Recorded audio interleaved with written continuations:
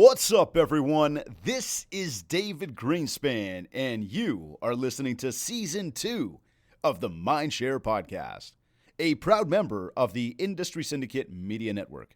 Additional podcasts are available at industrysyndicate.com and mindshare101.com. This week's episode is sponsored by Kits Keep in Touch Systems. This is episode 67.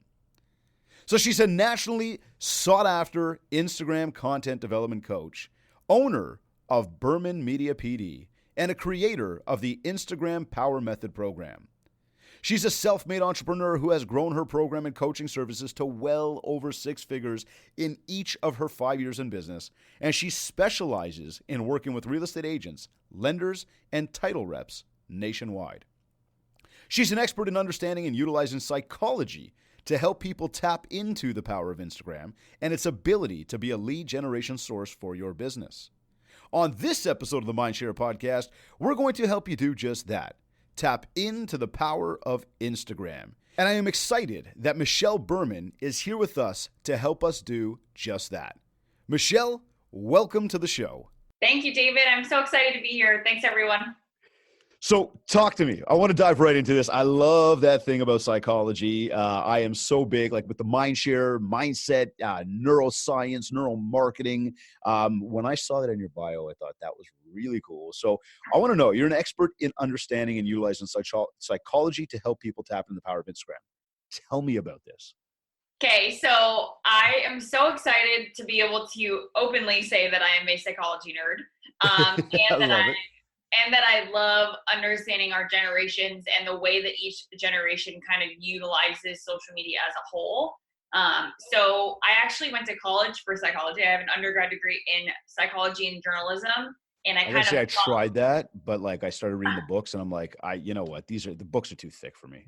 Yeah, so, it's not exciting. It's a little dry. It can be. But it's good stuff. But it is super powerful. And I coupled it with journalism. And a lot of people, I remember like going through the college process thinking like everyone thinks that I'm retarded for doing this right now. But the whole thought process behind it for me was I really want to write something. I want to be a journalist in my career. I want to write a book. I want to do all these things. So how can I do all of that if I don't actually understand like how people operate? So that's how the psychology and journalism degree became a thing. And then I very quickly kind of leveraged my knowledge through the last, 5-6 years before I actually launched this whole bad boy, into really understanding people and understanding why people do what they do, how we can actually tap into what's going on in their brains and then market to the pain points of those individuals. And that's kind of how the psychology came to be as far as the client attraction method that is the Instagram Power Method. So I know we'll get into that. I know we'll talk about it. But for me, at the end of the day, Instagram and a lot of Instagram coaches that I've encountered in my career are real run of the mill. They're more they're more conscious of how many likes have I gotten, how many shares have I gotten, and how many people or how many eyeballs are landing on my content, which I'm not saying is not a good thing. But the problem with that for me is that it doesn't add value. Right? I don't care how many people like my content. What I care about is how many people and how many conversations did I start because of my content. So, and I love that because I'm with you on that. And we were talking about that before of like, it's not so much about the vanity metrics or just putting stuff out there in the world. And so many people have this like thought in their mind that this is just literally about get out there and show people how cool I am. But it is not about that at all. Like when we come back to the crux of what any business is made of, and we again talked about this, it's all relationships. That's what it comes down to. 100%. Right. And when you talk about the psychology of people, it's like, how are you tapping into people's minds? And I don't say this in the wrong way if this comes off the wrong, but to affect the way they think, right? It's Absolutely. In a positive way. It's that thing of like, are they going to like me? Are they going to want to talk to me? Are they going to try to turn the other way when they see me coming?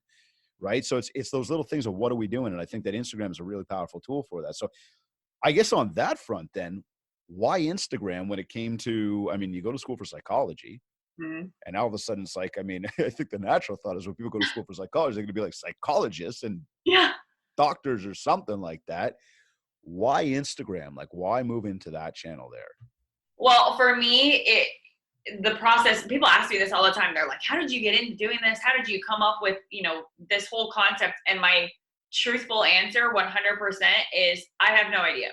Right. That's full transparency, honesty. I have no idea how it all happened. I think in the beginning, it was, I am a millennial, so I utilize social media. I'm on Instagram, I'm on Snapchat, I'm on Facebook. I'm utilizing these platforms to build connections with people I went to high school with, or to stay in contact with my girlfriends from college, or to creep on the guy that you have a crush on, like whatever. You're using social media for that initially. And when I graduated from college and started working for a social media public relations firm, I then went to go get my degree, my master's degree in that, which was super unique and new at the time, and it still is. But I was actually at the gym and I was venting to a friend of mine about social media for corporate America. And I was working for a big PR firm that specialized in, Twitter campaigns and Facebook campaigns and Instagram stuff. And my problem was that there was absolutely zero creativity. And these companies, or brands, if you will, were paying the company that I was working for a boatload of money, and all of the content looked exactly the same that we made for every other client. So I was struggling with why am I paying, or why is this company paying me $10,000 to do this when they have zero say in anything, and they don't have any ability to say, this is what I feel like I want my brand to say, or this is what I want my brand to say virtually, right? Like my logo, I want it to represent X, Y, or Z, and they didn't have the ability to do that at all. So I switched very quickly. I mean, I quit corporate America within 2 years of being in it. And I was like, this is absolutely not for me. Because I know that all of you guys and all of the brands that I was working with, they have a voice. Yeah. And Instagram was the freest platform, right? It didn't cost anything. Facebook ads, everybody traditionally has always known that in order to get engagement on Facebook, you got to pay for it. Unless it goes viral, right? Which is not common. Right. And Snapchat was like, oh, I don't want to deal with those kids. I don't want to see pictures of that kind of stuff coming on my phone. That was so me. I'm like, what's this Snapchat thing? Yeah. Yeah, So just Instagram couldn't was the do it. natural. Couldn't do it. So you've been on, I mean, Instagram, like, so I don't know, how many years now? I graduated college in 2012 and I quit corporate America in 2014. So I've been solely Instagram since 2014. Okay, interesting. So now you say solely Instagram. Are you doing the Facebook thing? So I hardly ever post on Facebook. Okay, no, and you know what? It's funny you Almost say that, ever. because I know Yeah. even yesterday as the promos were going out, it was like, I was, wait a second, like, I don't think we're connected on Facebook, Mm-mm. right? It was one of those, I'm like, and then I started trying to kind of look it up a little bit, and I thought, I don't really think she's like really like rocking the Facebook thing, which is interesting. Okay, give me that right there. Why? And I know, sorry, I know you just kind of said it from engagement and getting out there, but like Yeah. for anybody that's kind of listening in, and again, keeping in mind, like realtors, mortgage brokers, loan officers, like anybody who's got their own business that they're running, why would you either say only go Insta, or maybe what your strategy behind that was? Like, Mm-hmm. So two things, right? People have their opinions on Mark Zuckerberg and the model that he's created, and that's their opinion. okay, I personally am a huge fan of the business model, as far as the infrastructure, right? I'm all about having infrastructure underneath me to make sure that I can be around forever. And Instagram to me afforded me that. I knew that IGTV was going to be coming around and create this YouTube space on Instagram. I knew that the highlights were going to turn into what we consider our website now, right? So I had foreshadowed a lot of that stuff just throughout my career of being an influencer back in the day when I very first started Instagram. So I had foreshadowed the longevity, if you will, of the platform. And, there's lots of noise going around, lots of social media, lots of, side conversations here and there talking about Instagram's going to die. Don't invest your time in Instagram. But I can tell you that I've just stayed very steadfast in my belief that Instagram and the infrastructure that it has is the best opportunity for you to market your business that costs you absolutely no money at all, other than time. I mean, I know time is money, but at the same time, for me, especially for those who are newer agents, newer lenders, or people that are really just trying to leverage the upcoming generations, Instagram is where it's at. And with that, I think for me, Instagram represents like the long-term play, right? Like I will always be relevant as long as I'm always consistent. Oh, I like that, eh? I like that. And you know what I would say, I would say and echo the same thing, that I think that you want to remain relevant. It's about being consistent, right? I think that's a big deal that a lot of people, forgive me, a lot of people, I like to take notes on these things. I learn a lot too. Um, Yeah. I think a lot of people don't recognize the importance of consistency when it comes to this stuff. And so again, Instagram there is very much the same, just like anything else in life. You've got to be very consistent. So I'm curious too, and I want to go back to something you just said, but I do want to, just before I do that, what was the first post you ever put up on your feed? And I asked that because it's almost like that goes hand in hand with like, how did you get over the hump of actually posting that? I think a lot of people are fearful, and I'll also give a little bit of background to that. Um, I opened up an Instagram account, and that's why I asked you like how long ago. I opened one up 10 years ago, maybe. I don't even know. And I know for a few years it was like nothing. Like I put up one photo. It was, I can remember the photo. It was like my little man. He was probably, actually it was probably like 7 years ago. I opened this up anyways, 8 years ago. But he was on a dirt bike and he was like 2, right? So it's like he's not really doing anything. But I took a picture from like the back of his head, so you couldn't really even see him. Remember, like that was pretty much all I had up on my Instagram. And for a long time I couldn't figure out what to post, right? And there was that common fear that a lot of people have around posting or not posting on social media based on what to post. Are people going to care? Are they going to make fun of me or whatever? Am I going to get Yeah. the likes? Am I going to get the engagement? So a lot of people are just scared to do it. What was that first post you put up? And like, how did you get over that hump? Do you Yeah. remember it So even? I don't even remember what my exact first post was, but I can tell you it was probably awful. Right? Like all of us. I think every single one of us would say that that was our experience when we first started. Um, I, we're talking about the top of mind concept, or creating the vanity metrics that a lot of people care about. And I never cared about that. I think naturally you have imposter syndrome in certain cases where you feel like other people might be doing better than you. But for me, it was all about utilizing a platform to have just a voice, right? Like I feel like I have something to say, and if someone cares, great. If someone doesn't care, great. But I'm just going to keep showing up, Cool. and eventually someone that matters to me or that might be interested in my business is going to reach out. And I think that that's one big issue that a lot of my clientele in the real estate and lending space really struggle with, is that concept of what to post, because they feel like their life is boring, or they feel like mortgages aren't sexy, so they're like, well, I don't really want to talk about what I do on a day-to-day basis. But people care. People really, really care, because at the end of the day, I think we've gotten so far away from the like and the know of who are you and how did you become who you are and what makes you you every single day. And you and I, David, were talking about like having our quiet time in the morning, like before we get on social media and before we work, right? And like, who are you in those moments, and sharing that stuff, I think is so important. And so for me, the concept of what to post comes down to lots of things, which I'm sure we'll get into here shortly. But it really comes down to speaking to an audience that you feel like might care, and hoping through consistency that you eventually show up to the people that matter. I love this word consistency. One of my keynote the other day at a conference I was at last week was all like literally titled consistency. Yeah, So love the topic on that. I believe that it truly is the magic ingredient to achieving anything we want in life. absolutely. So going back to what you said a moment ago, then about you started off kind of in this influencer mode.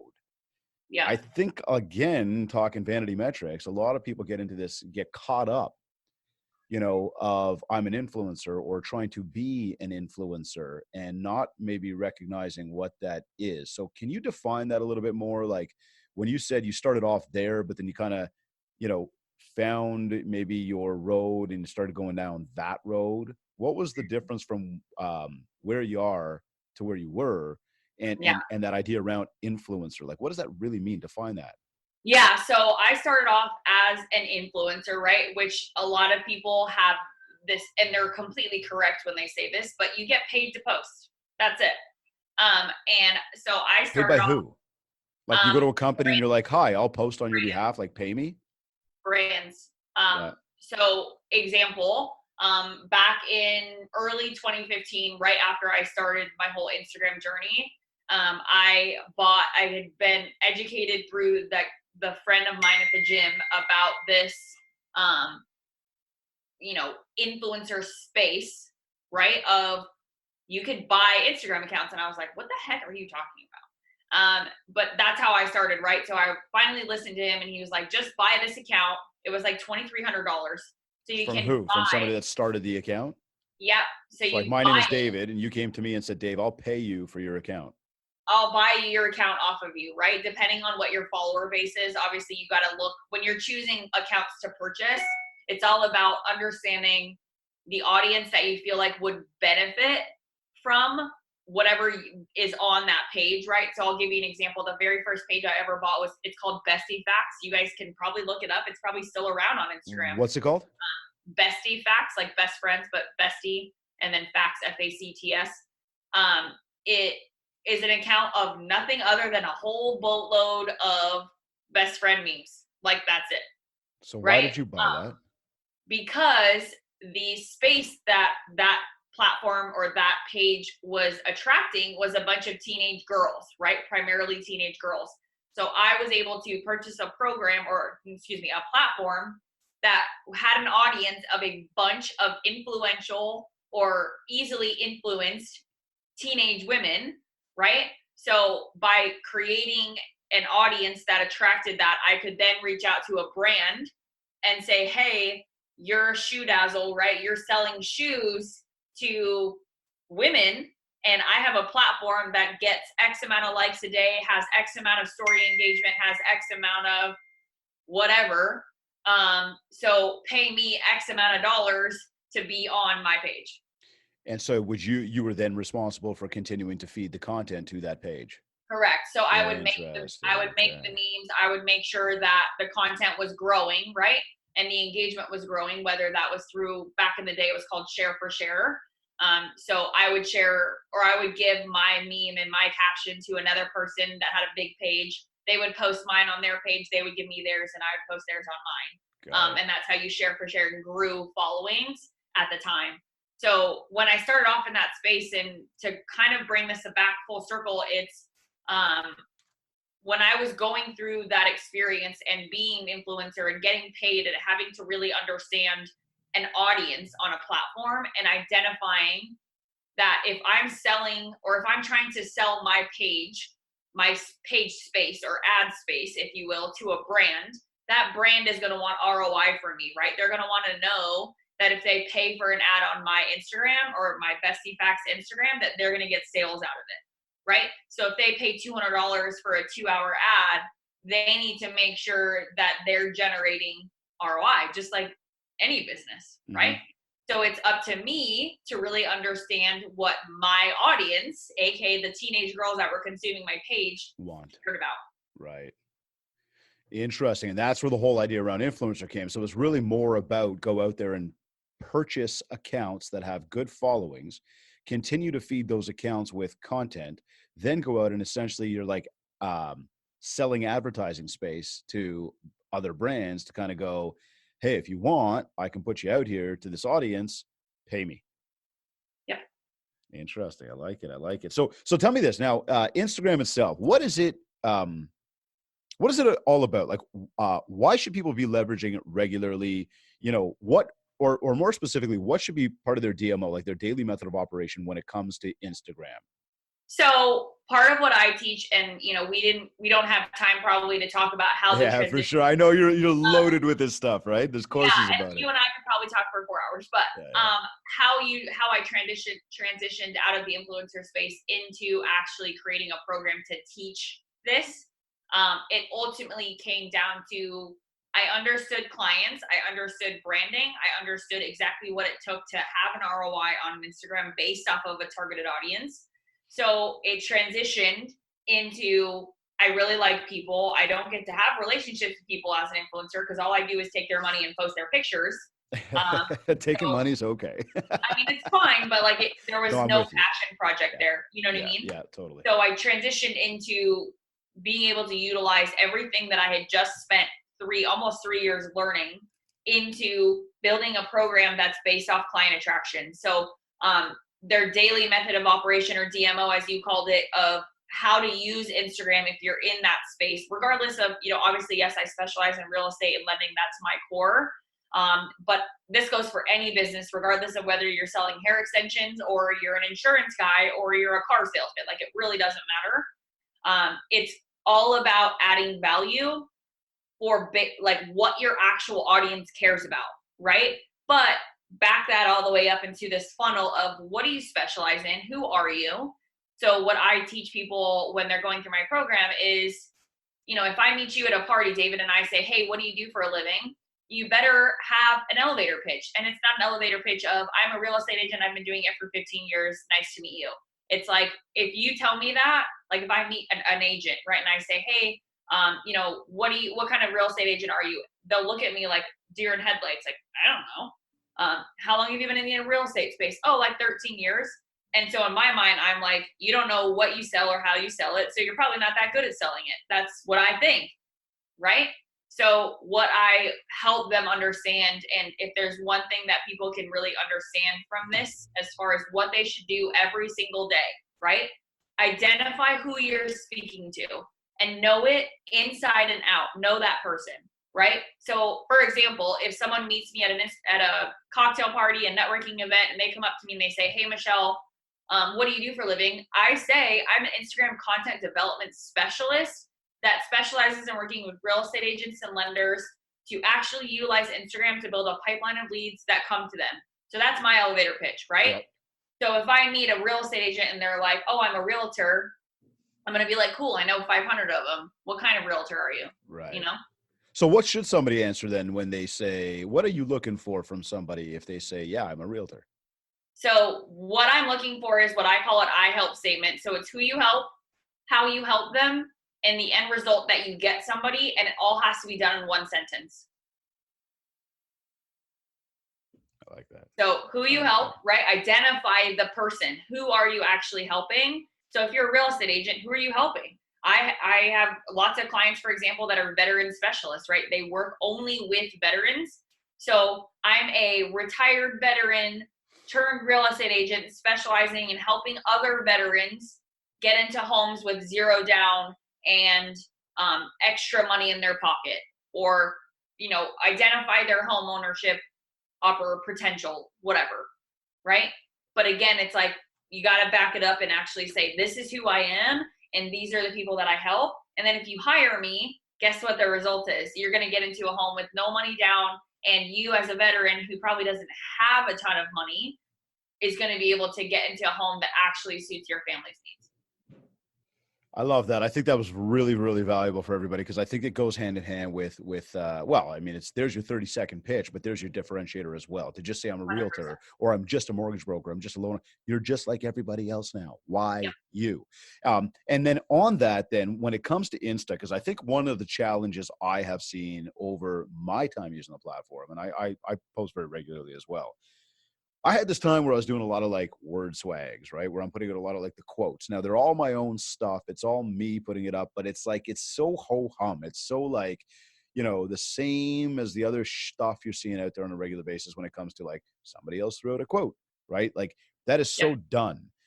I think one of the challenges that I'll see personally is, and what I do like about, let's say, the Facebook versus the Insta, and I'm curious to see what creative, idea you have here, is if I've got something to say, on Instagram, I actually have to find a visual to put up to match what I have to say. Whereas on Facebook, I don't have to do that. Facebook, I can literally just go, you know what? I feel like saying something. And I can go on there and I can type it and I can hit a post, and it's out there in the world, and I can get my engagement off of it. What is the solution there? Because my solution in the past was the word swags. Yep. So identifying who your target audience is first, right? So once you know that, then you have to be able to ask them, what do they need, right? And that's your solution to what to post. So in my program, I call it the value series, but I think you'll love this.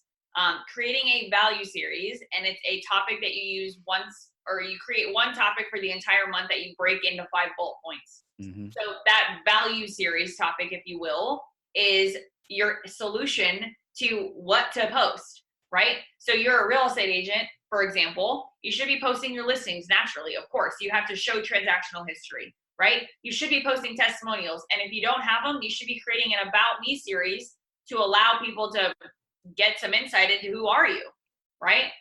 So that they can end up hiring you if they care. The third one is the value series, which is the absolute most important. And I spent a ton of time with my clients and my students going through this process and getting them to really understand creating value is not posting flyers of, the 10 steps to the home buying process or a calendar from your city. It's awful content. And as you and I just said, it's what everyone else is doing, right? So creating value is about going way, way deeper than that and living in the minds of your ideal client, which you can't do if you don't know who they are, right? So I know that my ideal client is a real estate agent or a lender, so I'm going to live in their brain as to what are they struggling with when it comes to Instagram. They don't know what to post. They're busy. They don't have time. They always struggle with what to say. Here's this listing. What do I say? They overshare contact information. They put their headshot and their email and their phone number and their signature on every single piece of marketing content. And it's awful. Right? So how do they come up with the visual then? So now it's like put something out there that is, get into their brain, put something out there of value so you can think what I want to say. How do you come up with that visual of what to put up? So I use Canva. I've used Canva for 5 years. I have never paid a graphic designer to make any of my templates for Instagram. I have graphic designers that help me build marketing material for inside of my course. But all of the templates that you'll ever see any of my clients use or that I personally use on my Instagram, 100% of it comes from Canva. So again, you're coming up, what's your visual? A picture of you? A picture of... The value series, I'll break it down for you. The value series one should be a picture of you. Where subliminal ROI comes in, right? Or subliminal messaging, if you will, that turns into subliminal ROI. I got ahead of myself there for a second. No, I like it though. I'm totally with you on that. Subliminal messaging, right? So if you guys, or you probably experienced this, David, right? You're driving down the street and you're like, oh my gosh, I remember seeing this billboard on the 10, but I don't remember where I saw it. But you remember what was on it, right? Or, oh my gosh, I remember seeing you at a party, but I don't remember what your name is. Can you remind me of your name? Right? So it's the visual matched with the words that we're trying to create. So on a value series template, it should be a picture of you, a really good one, next to a one sentence, one liner in the form of a question. And there's a method to my madness behind that as far as the mindset of individuals, right? We're all about mind share on this one. I love it. The one sentence, one liner that goes on the template has to be in the form of a question. And the reason for that is subliminal messaging says that people are more likely to engage with a question than a statement, right? So if you, for example, I'll use the inspection process, right? For those agents, this is tangible for them to understand. If you're making a series for the entire month about the inspection process, one of your bullet points or one of the one sentence, one liners on your template could be something like, do you understand what the difference between an appraisal and an inspection fee is on your loan estimate? Question mark, right? And that's it. That's all that you put on your template, and it's next to a great picture of your face, you as the agent, or you like a body picture, right? And then the person who's consuming that information is your ideal client because you studied and known that that's what your ideal client struggles with. It's a pain point, if you will. So they're going to read the question and they're going to be able to say, no, I didn't know that those are two separate things. Or you know what? The last time I bought a house, I was pissed off. I thought that I was paying for the same thing twice. Right. What does David have to say about that? Now I care about your caption. And now I want to know what's below it. So, okay, exactly. That's where I was going to go. So you've gone to Canva. You've basically picked your sort of Instagram template, the square ratio. You go and you put in a photo of yourself. You put in the quote into that photo, into that image, right? That one sentence, let's say, pardon me, that question. And then below that, you go for your long form answer in the actual copy of the post. Love it. Okay, I love Stop that. putting 10 bullet points of the home buying process, 1, 2, 3, 4, 5, 6, 7, 8, 9, 10 on one little picture, right? Nobody reads it. That was gold right there. I hope everybody picked up on that, right? So again, I'll post up. Well, I'm going to do this to my Mindshare group, which is my challengers, the folks that are actually taking the training program that are with us live every single week. I'm going to put that up in there. I'll post up the Canva link for everybody there that's watching and listening to this after the fact. But so tell me this then, when it comes to Instagram, because Instagram has the feed, we've got stories, we've got IGTV. Should they be focused on just one of those? Should they be focused on all of those? Is this a combined effort to grow your Instagram? What's your take on that? I kind of have the feeling I know where you're going to go with it, but I'd love to hear it because I don't know. Yeah. So way back in the start of our conversation, we talked about why Instagram, right? And I think a huge problem with consistency and why so many people that I find out about, or even me personally, before I started Instagram solely, was that we couldn't be consistent because we felt like we had to be everywhere at every time, right? We felt like we had to be on YouTube. We felt like we had to be on Pinterest. We thought we had to be on Twitter, Facebook, Instagram, Snapchat. Now TikTok. I was going to say TikTok. We feel like if we're not everywhere, then no one's going to find us, right? My response to that is just crush Instagram. And Instagram has the infrastructure for you to be able to do all of it. Yeah. Right? IGTV is your new YouTube channel, right? Smack dab on your Instagram. It's your own TV channel. Yeah, it's crazy. Literally. Your your Instagram highlights is your new website. Stop spending $10,000 on a brand new website that no one goes to, because the way that we consume information, the millennials and the Gen Z, those 13 to 24-year-olds that are coming up behind us, the way that we consume content and the way that we determine whether or not we're going to hire somebody is not because you have a $10,000 website. It's because your Instagram is both personal and value driven, and in your bio you tell me exactly what you're going to be able to do to help me. Then I'm going to scroll through your highlights and I'm going to be like, who is this girl? What is she all about? Wait, she has an Australian cattle dog? No way, me too. Oh my gosh, she also specializes in real estate. I'm a real estate agent. Oh my gosh, she's marrying an Army veteran. So cool, I'm married to an Army veteran. Creating the like, the know, and the trust all at the same time on one platform. Okay, cool. So now stories. What's your deal? Do you story all the time? Yeah, I am an avid storyer. It is how we can make sure we're always top of mind. And a little golden nugget that I won't share too much of, but your stories is where your leads are. You know what? I believe that very much. I think, we said yesterday in the Mindshare Challenge where we were talking about it, Instagram feed posts will last somewhere, and correct me if I'm wrong on my numbers here, somewhere between 8 to 10 hours. And then it's like they just die if you get zero engagement, or depending on the engagement, or at some point they're going to disappear. Well, they become less relevant, but yes. Well, exactly. And then, they'll stay on when somebody goes to your profile, stories themselves actually last 24 hours. They don't stay around forever, but they last 24 hours. But they can be incredibly raw. Like they can be, again, what are you doing, in the morning? What are you doing when you are on? What are you doing after the fact? Like what are your high points, your low points? Like stories can be a very raw way to actually get people to know you, like you, and trust you, and understand who you are. And I encourage everybody, from a Mindshare tactic, to me, having even one post on your story every 24-hour period, now your story's lit up. And somebody's going to tap on your story more often, is just going to see what you are up to. Yep. And then that transition to actually caring about what's going on your feed, right? Totally. So speaking of the feed, how often should people be posting to that feed? So I post on my stories anywhere from 7 to 10 times a day. And I post on my feed once a day. Once a day for sure. Forever. Okay. Ever cool. and ever. Amen. Okay, cool. I create a 30-day content calendar. So I have a structured way for everyone to know exactly what to post on what day. So it takes the guesswork out of it. It's highly, highly valuable, and it's highly personal. So there's a combination of the two together, right? Stories, in my opinion, and sorry if I go off on a little tangent here, but in my opinion, stories is how we can create relationships with people, what I call the virtual handshake, before I ever meet you in real life.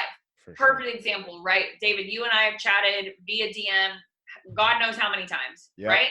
we're now talking live on Facebook, or on a live call that's being publicized on Facebook and on your podcast, and we'll be all over the place. Yeah. But I guarantee you that if we met in real life in Vegas, right, at Inman Connect, if we end up being both there at the same time, that you're going to come up to me and I'm going to come up to you and I'm going to give you a hug and you're going to give me a hug, and it's going to be like we've known each other forever. Totally. And that virtual relationship is only created if you're personal and if you're value driven simultaneously, right? I want to hear your voice. I want to know what you sound like. I want to know what your outfits are like. I want to know what kind of coffee you like to drink. I want to know what kind of dogs you have, right? Like, I'm a latte person. I'm obsessed with honey lavender lattes. If there's ever a honey lavender latte, I will always pick that. Okay. Right? Cool. And people know that. People know that about me. I'm also an Olympic weightlifter. People know that about me, right? And how do they create that relationship with me? It's because I'm so consistent at showing up, not just in my personal life, but also in, hey guys, this is what I do for a living, subliminally, right? Yeah, no, it's for sure. So now, hashtags. Talk to me about hashtags for a minute. What's the deal? Because I know Instagram is massive on hashtags. And there's always an argument around, how many should be in your post, and then how many should you comment with, and blah, blah, blah. I'm dying to know, like, what's your take?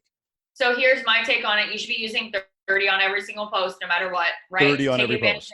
Take advantage of the SEO. I'm sure people might have different opinions, but for me, it's take advantage of the SEO. But here is the mindset around hashtagging. We hashtag, in general, the population hashtags very, very wrong, right? They hashtag like they are a real estate agent or like they are a lender, or for you, if we back it up and we even go to like, I'm a podcaster, right? I know obviously you do a lot more than that. But I'm a podcaster, right? We don't take that hat off, right? It would be very easy for me to do the same thing of, I'm an Instagram coach, so I'm just going to hashtag Instagram coach, Instagram tips, Instagram help, Instagram marketing, right? But for me personally, I have to live in the brains of the people that I'm trying to attract, right?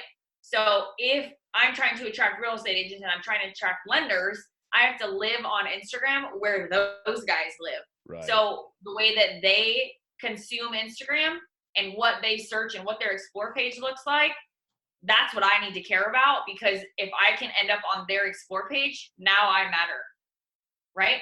So how do you create hashtags? I actually have a part of my course called Pain Point Identification that I actually have you get on the phone with people in your pipeline and ask them, hey, what does your explore page on Instagram look like? And just let them tell you. Interesting. It's all about mindset. You see, okay, that's a real interesting point, because I think when I look at some of the hashtags that I use, and I'll use everything from hockey dad, baseball dad, hockey coach, Harley dad, Harley rider. I'll say mindshare coach and realtor coach and all that stuff, right? I'll hashtag my mindshare 101 on the mindshare podcast. From what I'm taking from you, that may not be the exact way to go about it. There's some right there, but maybe there's a little bit deeper we can go of what are they searching for. So David, talk to me. Who do you think your ideal client is to listen to your podcast? Realtors, mortgage brokers, and loan officers. Okay. So if they're looking for content to consume, they're looking for a podcast to watch, what are they looking for a podcast to watch about? What are they struggling with? Realtor podcast, marketing podcast, success, it could be time management. There's a slew of, sort of pain points for these guys. So what I would recommend is getting on the phone with them, unless you already clearly know, because you've been doing it forever, right? If you get on the phone with them and you just say, hey, John Doe, what's the biggest thing that you care about when you're listening to a podcast? Like, what are you looking for when you're actually listening to one? What are you trying to get out of it? Let them I call it word vomiting, but let them word vomit on you about why, and then create content to solve their problem or to help them solve their problem. Love it. Okay. Now, I know you've got a presentation to do very shortly. So I'm curious, for anybody listening, anybody watching us live, anybody that is listening to the podcast after the fact, what should they be doing right after they finish this episode when it comes to their Instagram, whether they post, whether they don't post? What can we get them to walk away with right now? I want them to walk away with this understanding. Your bio on Instagram should not be about you. If you talk about being a dad, being a Target lover, loving your dog, or loving Starbucks, take it out, right? Because the generation of people that are consuming Instagram, both the older generation, so Gen Y, Gen Z, the millennials, all the way along the pendulum, what do they care about when they land on your Instagram? It's how can you help me, right? Why would I hire you over hiring somebody else? So that I help statement, if you can do one thing immediately, go in your bio and write an I help statement and take away all of the excess fluff. I don't care that you love squash, right? I know you're from Canada, so you know what that is, right? But I don't care. We like hockey. But like Igloos, right? I had a Canadian realtor who, no joke, his bio said that he squash for life and that he loves squash. Right. And I was just like, no, right? That's funny. So your bio needs to not be about you. It's not an about me reel, right? It's not your about me tab on your website. Your bio needs to be, you got a whopping 8 seconds now. That's it. Attention span that people are falling under when it comes to deciding whether or not you're worth following. So you got a whopping 8 seconds for me to care about what you're doing. So if that's good, even if your content is subpar for now, it will convert much higher. Where can people find you? My Instagram. I'm going to say Instagram. Yeah. My Instagram is Berman Media Social. Berman Media and then social, like social media. They can also get to my website through the link in my bio. And my website is not a traditional website, right? It is an online course website, so it looks a little bit different. And then the Instagram Power Method is my bread and butter. So they are welcome to, reach out to me in regards to that program and what it would look like for them. And I know you and I will talk about that later on. Absolutely. No, and I highly recommend everybody check her out. Definitely on Instagram, Berman Media Social. And you can find the connections even through my Instagram. You can go there and check that out. But Michelle, I really appreciate you connecting on Instagram. I appreciate you joining us today, talking about tapping into the power of Instagram. There were a ton of golden nuggets. I have myself written a ton of notes over here. So thank you so much for your time and good luck with your presentation today. Thank you so much. And I know we'll be in touch. And to everyone listening, I appreciate you guys all taking the time to listen to David and I ramble about Instagram. Thanks, Michelle. Thank you, guys.